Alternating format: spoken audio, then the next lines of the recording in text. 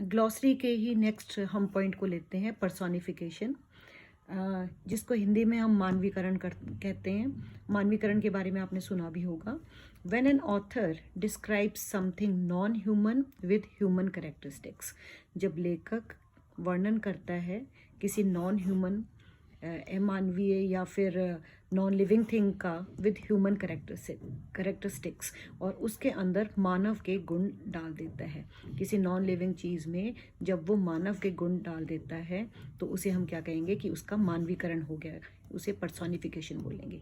It's a figure of speech, जैसे एक अलंकार है, बाय विच, जिसके द्वारा एनिमल्स एंड आइडियाज़, एनिमल्स को और आइडियाज़ को, विचारों को are refer to as if they are human, ऐसे बताया जाता है कि जैसे वो क्या है, ह्यूमन है। जैसे मैं आपको एक एग्जांपल दे के बताती हूँ कि जैसे एक पोएम थी, तो उसमें उसके अंदर कि time was considered as a farmer, कि समय को, टाइम को क्या माना गया था, एक फार्मर के तरह माना गया था। And that farmer is holding a sickle in its hand, और वो फार्मर जो था वो उसने अपने हाथ में क्या की हुई है कि दराती पकड़ी हुई है। सो यहाँ पर समय का मानवीकरण हो गया है, किसके रूप में, एक फार्मर के रूप में। It's like giving human qualities to animals and products. इसका मतलब ये हुआ कि जैसे कि ह्यूमन क्वालिटीज़ की, उसके अंदर मानवीय गुण आ गए हैं, किसके अंदर, एनिमल्स या प्रोडक्ट्स में। जैसे मैंने अभी आपको बताया कि समय का मानवीकरण हो गया, समय को मान लिया गया है किसके रूप में, एक फार्मर के रूप में। किंचम्मा हिल पर्सोनिफाइज, अब जो किंचम्मा हिल है पर्सोनिफाई करती है वो the spirit of a village deity Kinchamma. वहाँ पर ऐसा माना जाता था कि किंचम्मा देवी रहती हैं, and who is the divine protector of Kantapura, जो कि कांतापुरा के लोगों की देखभाल करती है, उनको बीमारी और दूसरी आपदाओं से बचाती है। तो दिस इज़ कॉल्ड पर्सोनिफिकेशन, इसको पर्सोनिफिकेशन कहेंगे। नेक्स्ट लेते हैं इसी में, Eurocentricism, the belief that Europe is the center of source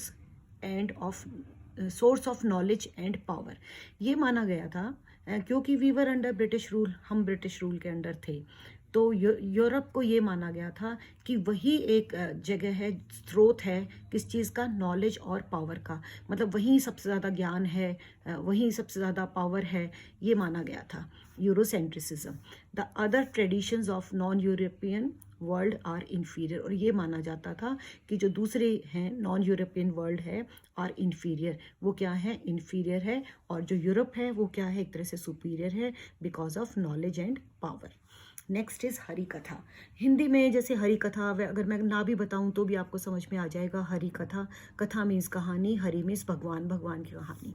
it's a story related to the lives of god, ये एक ऐसी कहानी है जो कि संबंधित है, किनसे संबंधित है, भगवान की ज़िंदगी से संबंधित है। जैसे रामायण में हम राम जी की ज़िंदगी के बारे में जानते हैं। एंड गॉडेस का मतलब देवी, तो ये देवी देवताओं की जिंदगी पर आधारित कहानी है, उनसे संबंधित कहानी है। A South Indian genre of story telling, ये एक साउथ इंडियन, क्योंकि कांतापुरा मैंने आपको बताया था कि it is situated in south में एक इमेजिनरी गांव है जिसका नाम क्या है, कांतापुरा। तो वहाँ की कहानी सुनाने की एक विधा विद रिलीजियस थीम्स, और इस कहानी में क्या है, थीम्स क्या रहेंगे, रिलीजियस रहेंगे, धार्मिक थीम्स पर बात की जाएगी। That combines poetry, song and dance, और इस कहानी में क्या रहेगा, पोइट्री मीन्स कविता भी रहेगी, सॉन्ग और डांस, गाना भी, गा कर भी इस कहानी को सुनाया जाता था। इन कांतापुरा शास्त्री यूजुअली गिव्स हरि कथा। कांतापुरा में क्या होता था, लोग इकट्ठे हो जाया करते थे, और वहाँ तब जो सोर्स ऑफ एंटरटेनमेंट इतना ज़्यादा नहीं था, तो लोग क्या करते, सत्संग और कीर्तन या फिर हरि कथा सुनने के लिए एक जगह इकट्ठे होते थे।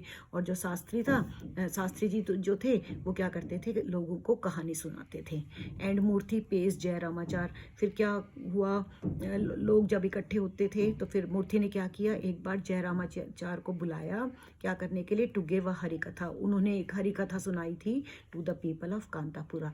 किनको सुनाई थी, कांतापुरा के लोगों को। दोबारा देखिएगा, हरि कथा क्या होती है, हरि कथा मतलब भगवान से संबंधित कथा, और किसकी है, गॉड और गॉडेस की है। किसने, जयरामाचार्य, इंपॉर्टेंट कैरेक्टर है, जयरामाचार्य ने कांतापुरा के लोगों को हरि कथा सुनाई थी। Monologue, next comes monologue. अब मोनोलॉग का देखिएगा, it is a long speech. जैसे मूवीज़ में होते हैं डायलॉग, ऐसे ये क्या है, मोनोलॉग है। It is a long speech delivered by a single person. एक ही व्यक्ति के द्वारा एक लंबी स्पीच जब दी जाती है तो उसको हम क्या कहेंगे, मोनोलॉग। मोनो मीन्स होता है single, most often to express his mental thoughts. और ये मोनोलॉग किस चीज़ के लिए होता है, अपने मेंटल थॉट्स की, मीन्स अपने दिमाग के जो विचार हैं उनको ऊंचा ऊंचा बोलकर एक ही व्यक्ति एक लंबी स्पीच में अपने विचारों को प्रकट करता है। द पर्पस ऑफ मोनोलॉग, अब इसका उद्देश्य क्या हुआ इस मोनोलॉग का, is to give the audience more details about a character, कि एक करेक्टर के बारे में विस्तार से बताना। यानी कि एक करेक्टर के बारे में विस्तार से एक लंबी स्पीच में अगर कोई बताता है तो उसको क्या कहेंगे, monologue. Browning's poetry is full of dramatic monologues. और इसके लिए जो सबसे पॉपुलर हैं, फेमस हैं, वो कौन है, ब्राउनिंग है। ब्राउनिंग की जो पोइट्री है वो मोनोलॉग के लिए जानी जाती है। Next is mother. Mother, as we all know, mother means Ma. In Kantapura, the word mother refers to India. Kanthapura में ये जो शब्द मदर आया है वो किसके लिए आया है, मदर आया है इंडिया के लिए, धरती माँ। टेक्निक ऑफ एंटीथेसिस, अब ये देखिएगा एंटीथेसिस क्या होता है। एंटीथेसिस मीन्स ऑपोजिट, इसका मतलब उल्टा, विपरीत। It creates a sense of balance and symmetry. और एंटीथेसिस से क्या आता है, बैलेंस, एक संतुलन आता है कहानी में, और एक सिमिट्री आती है। इन कांतापुरा में क्या किया, द नॉवलिस्ट, कौन है नॉवलिस्ट, जो राइटर हैं, ऑथर हैं, doctor Raja Rao, introduces two sets of characters. इन्होंने दो तरह के कैरेक्टर्स को इंट्रोड्यूस किया। कांतापुरा में दो तरह के कैरेक्टर्स हैं, ऐसे नहीं है कि सारे गुड कैरेक्टर्स हैं या सारे बैड कैरेक्टर्स हैं, दो तरह के हैं। वन रिप्रेजेंटिंग पॉजिटिव, एक कौन से हैं, पॉजिटिव गुड कैरेक्टर्स हैं, and the other representing negative traits. और जो दूसरे हैं उनमें थोड़ी सी नकारात्मक प्रवृत्ति, ट्रेट्स का मतलब प्रवृत्ति है, तो दो तरह के हैं, एक सकारात्मक हैं और दूसरे नकारात्मक हैं। अब सकारात्मक और नकारात्मक, पॉजिटिव और नेगेटिव क्यों लिए गए हैं, अगर बुरे नहीं होंगे तो हमें अच्छे की पहचान नहीं हो पाएगी। नेक्स्ट है extra homodiegetic narrator. A narrator who narrates a story, वो नरेटर जो कथा सुनाता है, in which he she is present, ऐसी कहानी सुनाना जबकि वो खुद उस कहानी में उपस्थित हो। जैसे कांतापुरा में जो नरेटर है वो कौन है, Achakka is the narrator. Achakka जो है वो क्या है, एक तरह से नरेटर है, और इसने कहानी को इसलिए अच्छी तरह से सुनाया था क्योंकि उस वक्त कांतापुरा में नरेटर जो थी वो क्या थी, प्रेजेंट थी।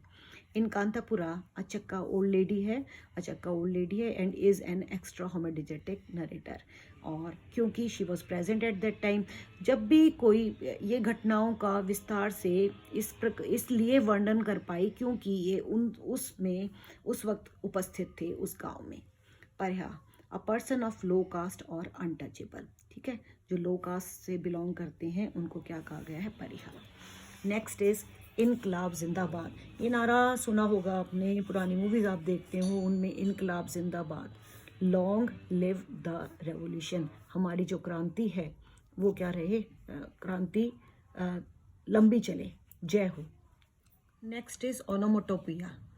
This refers to the words, ये उन शब्दों के बारे में बताते हैं whose pronunciations imitate the sounds, जिसके प्रोनाउंसिएशन की, जिसका मैं उच्चारण करती हूँ तो ये किसके बारे में बताता है, आवाज़ के बारे में बताता है। दे डिस्क्राइब, जिसका कि वो वर्णन करते हैं। इट्स लाइक इमिटेटिंग, ये क्या करते हैं, एक तरह से इमिटेट करना द नेचुरल साउंड, जो प्राकृतिक आवाज़ है उसकी कॉपी करना। इमिटेटिंग का मतलब कॉपी करना। And these sounds of words give support to the sense, और जब हम किसी चीज़ की कॉपी करते हैं, उसकी आवाज़ की कॉपी करते हैं, तो उससे जो बात समझाई जाती है उसमें क्या आती है, मजबूती आती है।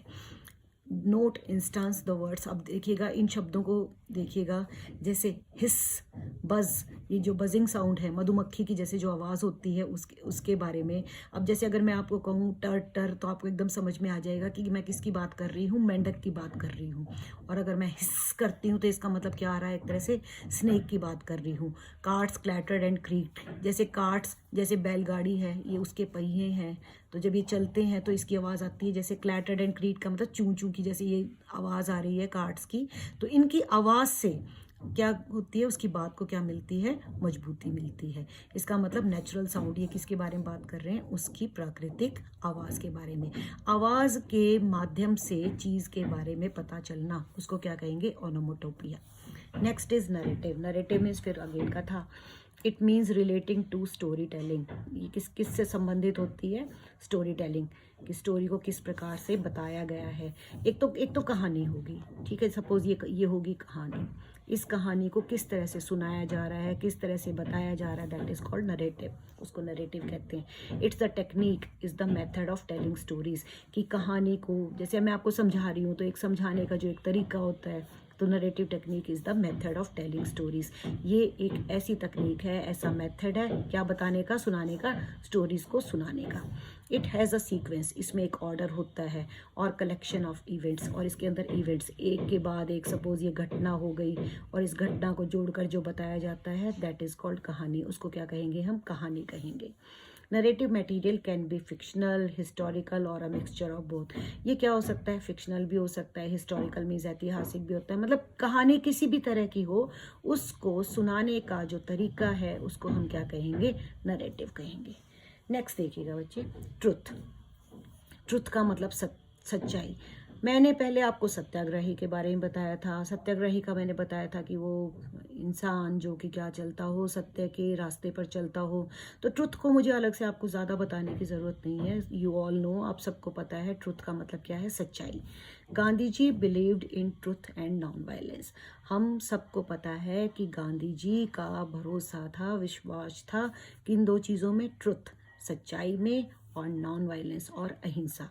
अहिंसा के पुजारी Gandhi ji. In Kanthapura Raja Rao, who is Raja Rao, Raja Rao is the writer हैं, लेखक हैं। यूजेस दिस कंसेप्ट, उन्होंने इस कंसेप्ट को, इस आइडिया को लिया है, to convey truth in thought.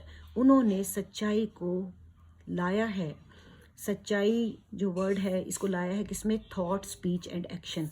हर चीज़ में कांतापुरा में राजा राव ने दिखाया है, दर्शाया है, किस चीज़ को, सच्चाई को दर्शाया है। चाहे वो थॉट्स हो, चाहे वो विचार है, विचारों में एक सच्चाई थी।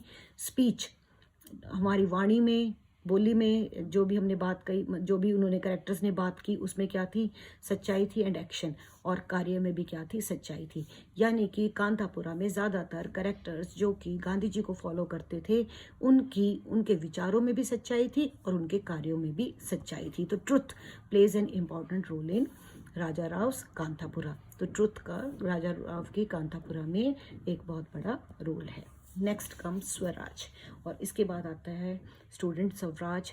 स्वराज हिंदी का जैसे Swaraj, Swaraj means self rule, स्व मीन्स सेल्फ, रूल मीन्स शासन, राज का मतलब होता है शासन, स्व मीन्स स्वयं का शासन, self rule. It is not political but moral and spiritual. खाली पॉलिटिकल नहीं, पॉलिटिकल मतलब ये नहीं कि ये हमारा देश है, इस पर क्या कर रहे हैं, अंग्रेज़ जो है वो रूल कर रहे हैं, ये यहाँ से चले जाएंगे तो स्वराज आ जाएगा, हम गुलाम हैं। पॉलिटिकली गुलाम नहीं है हम, क्या है, मॉरल और स्पिरिचुअल भी, कि मीन्स हम नैतिक रूप से भी हम हमारा अपने ऊपर कंट्रोल हो, स्पिरिचुअल रूप से भी हमारा अपने ऊपर कंट्रोल हो। Govern the conduct of an individual, कि मीन्स हमारे आचार में, विचार में, हमारे व्यवहार में हमारा कंट्रोल हो।